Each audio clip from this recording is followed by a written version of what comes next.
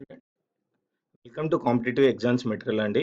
ఈ వీడియోలో మనం ఆంధ్రప్రదేశ్‌కి సంబంధించిన కొన్ని ముఖ్యమైన పథకాలను తెలుసుకుందాం. సో, ఇప్పుడు మనం ఈ మధ్య ఎగ్జామ్స్ తీసుకుంటే ఏ కాంపిటేటివ్ ఎగ్జామ్‌లు ఏపీపీఎస్సీ గ్రూప్ 1, గ్రూప్ 2 తీసుకుంటే పంచాయత్ సెక్రటరీ ఎగ్జామ్స్‌లో కూడా ఏపీ పథకాల గురించి ఎక్కువ క్వెషన్స్ అడిగారండి. పథకాల గురించి ఎక్కువ క్వెషన్స్ అడిగారు. కేంద్ర ప్రభుత్వ పథకాలు ప్లస్ ఏపీ పథకాలు 2 ఇంపార్టెంట్ అండి. సో, ఫస్ట్ మనం ఏపీ పథకాల్లో కొన్ని పథకాలు చూద్దాం. ఫైబర్ గ్రిడ్ పథకం అండి. సో, ఈ ఫైబర్ గ్రిడ్ పథకం ఇదొచ్చేసి ఇంటర్నెట్‌కి రిలేటెడ్ అండి. రాష్ట్రంలోని 1.30 కోట్ల కుటుంబాలకి రూ. 150కే ఇంటర్నెట్ సౌకర్యం కల్పించాలనే సంకల్పంతో ఆంధ్రప్రదేశ్ ప్రభుత్వం ఫైబర్ గ్రిడ్ ప్రాజెక్ట్ 2015 జనవరి 3న రాష్ట్ర ముఖ్యమంత్రి నారా చంద్రబాబు నాయుడు గారి నేతృత్వంలో జరిగిన సమావేశంలో నిర్ణయించింది. సో, రాష్ట్రంలో ఉన్న 1,30,00,000 కుటుంబాలకు రూ. 150కే ఇంటర్నెట్ సౌకర్యం కల్పించడం ఈ పథకం యొక్క ముఖ్య ఉద్దేశ్యం. ఈ ప్రాజెక్టు అమలు నిమిత్తం తొలి విడతగా 10 కోట్లను రాష్ట్ర ప్రభుత్వం కేటాయించింది.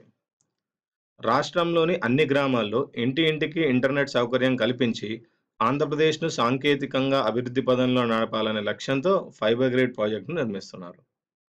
రాష్ట్రంలోని 1.3 కోట్ల కుటుంబాలకు 10-15 ఎంబీపీఎస్ వేగంతో నెలకు కేవలం రూ. 150కే అంతర్జాల సౌకర్యం కల్పించనున్నారు.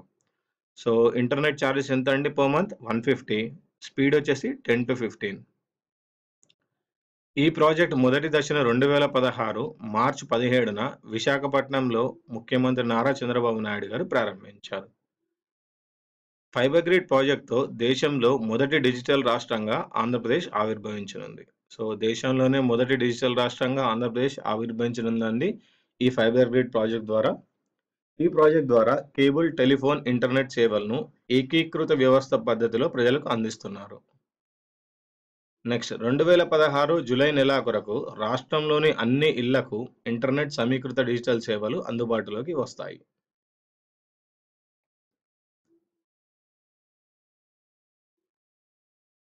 నెక్స్ట్ ఎన్టీఆర్ సుజల స్రవంతి. ఎన్టీఆర్ సుజల స్రవంతి.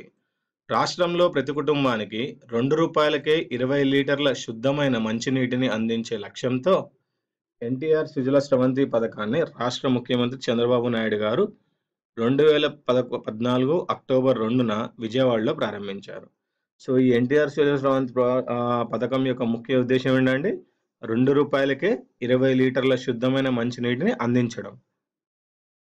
నెక్స్ట్ స్వాతంత్రం వచ్చి 60 ఏళ్లు దాటినా ఇప్పటికీ చాలా గ్రామాల్లో, పట్టణాల్లోని ప్రజలకు తాగేందుకు సరైన మంచినీటి దొరకని పరిస్థితి ఉందని, అలాంటి పరిస్థితి నుండి ప్రజలకు ఉపశమనం కలిగించాలనే లక్ష్యంతో రాష్ట్ర వ్యాప్తంగా ప్రభుత్వం ఈ పథకాన్ని అమలు చేస్తుంది.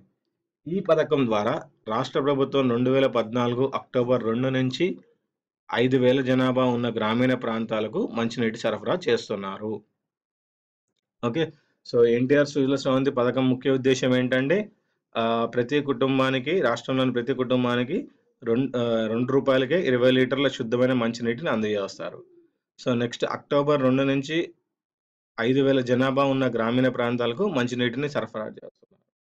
ఇదొక పథకం అండి. ఫైబర్ గ్రిడ్ పథకం. రెండోది ఎన్టీఆర్ సుజల స్రవంతి పథకం. నెక్స్ట్ మూడోది బ్రాహ్మణుల కోసం ప్రత్యేక కార్పొరేషన్. బ్రాహ్మణుల కోసం ప్రత్యేక కార్పొరేషన్. అగ్రవర్ణంగా కొనసాగుతున్నప్పటికీ చాలా కాలంగా అనేక ఆర్థిక ఇబ్బందులతో సతమతమవుతున్న బ్రాహ్మణుల అభివృద్ధి కోసం రాష్ట్ర ప్రభుత్వం ప్రత్యేకంగా కార్పొరేషన్‌ను ఏర్పాటు చేసింది. ఈ మేరకు 2014 డిసెంబర్ 8న రాష్ట్ర ప్రభుత్వం ఉత్తర్వులు జారీ చేసింది. ఆంధ్రప్రదేశ్ బ్రాహ్మణ సంక్షేమ సంస్థ లిమిటెడ్ పేరిట ఈ కార్పొరేషన్‌ని ఏర్పాటు చేశారు. రాష్ట్రంలో ఇప్పటి వరకు ఎస్సీ, ఎస్టీ, బీసీ, మైనారిటీల అభివృద్ధి కోసం కార్పొరేషన్లు పనిచేస్తుండగా తాజాగా బ్రాహ్మణ కార్పొరేషన్ ఏర్పాటైంది. ఈ కార్పొరేషన్ ప్రస్తుతం బీసీ సంక్షేమ శాఖ ఆధ్వర్యంలో పనిచేస్తుంది. సో, ఈ బ్రాహ్మణుల కోసం ఈ ప్రత్యేక కార్పొరేషన్ ఏం చేస్తుందంటే దీని యొక్క ముఖ్య ఉద్దేశ్యం ఏంటి? ఆర్థిక ఇబ్బందులతో సతమతమవుతున్న బ్రాహ్మణుల అభివృద్ధి కోసం ప్రభుత్వం ఈ కార్పొరేషన్‌ని ప్రత్యేకంగా ఏర్పాటు చేసిందండి. ఓకే. దీని పేరొచ్చేసి ఆంధ్రప్రదేశ్ బ్రాహ్మణ సంక్షేమ సంస్థ లిమిటెడ్. ఇదొచ్చేసి బీసీ కార్పొరేషన్ కింద పనిచేస్తుందండి.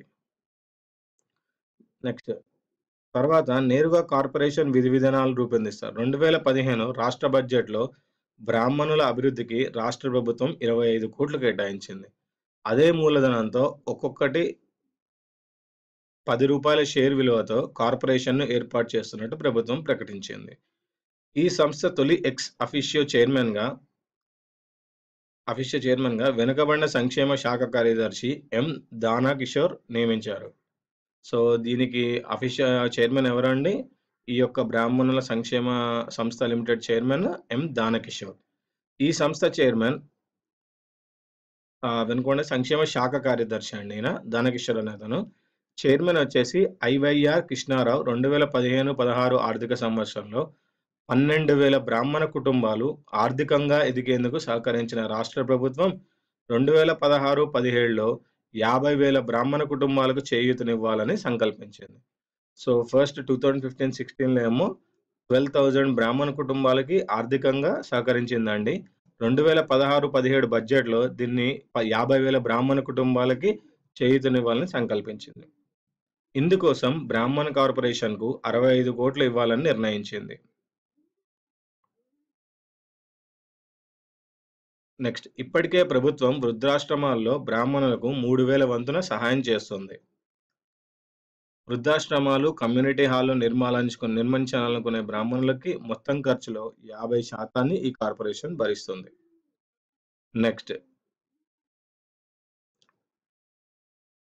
సంక్షేమ నిధి ట్రస్ట్. దేవాలయాల్లో సేవలు అందిస్తున్న అర్చకులు, ఇతర ఉద్యోగుల కోసం సంక్షేమ నిధి ట్రస్ట్‌ను రాష్ట్ర ప్రభుత్వం ఏర్పాటు చేసింది. సో, దేవాలయాల్లో సేవలు అందిస్తున్న అర్చకులకు, ఇతరుల ఉద్యోగుల కోసం సంక్షేమ నిధి ట్రస్ట్‌ను రాష్ట్ర ప్రభుత్వం ఏర్పాటు చేసింది. సో, రూపాయలు 20,00,000 వార్షిక ఆదాయం దాటిన ప్రతి దేవాలయం నుంచి వచ్చే ఆదాయంలో 3% సంక్షేమ నిధి ట్రస్ట్‌కు ఫిక్స్డ్ డిపాజిట్ చేసేలా నిబంధన విధించింది. సో, ఏవైతే ఒక దేవాలయానికి ఇయర్‌లీ 20,00,000 కంటే ఇన్‌కమ్ ఎక్కువుంటే దాన్ని దానికోసం ఏం చేశారంటే సెపరేట్ ట్రస్ట్‌ని పెట్టారండి. సంక్షేమ నిధి ట్రస్ట్ అని. దాంట్లో ఆ వచ్చిన ఇన్‌కమ్‌లో 3% ఫిక్స్డ్ డిపాజిట్ చేస్తారండి. సో, ఈ డిపాజిట్‌పై వచ్చిన వడ్డీని అర్చకులు, ఉద్యోగుల గృహ నిర్మాణం కొరకు, ఇంటి మరమ్మతుల కొరకు, పిల్లల చదువుల కొరకు అందిస్తారు. కుటుంబ సభ్యుల పెళ్లి, ఉపనయనానికి ఆర్థిక సహాయం అందిస్తారు. పదవీ విరమణ పొందిన వారికి గ్రాట్యుటీ కింద 2014-15లో 727 మందికి 8,00,00,000, 2015-16లో 781 మందికి 9.98 చెల్లించారు.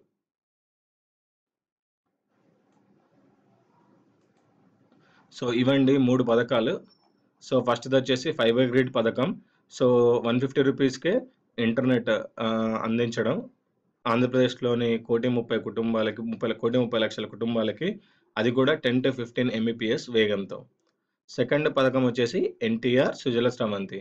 సో, రాష్ట్రంలో ఉన్న ప్రతి కుటుంబానికి ₹2కే 20 లీటర్ల శుద్ధమైన మంచినీటిని అందించడం ఈ పథకం యొక్క ముఖ్య లక్ష్యం.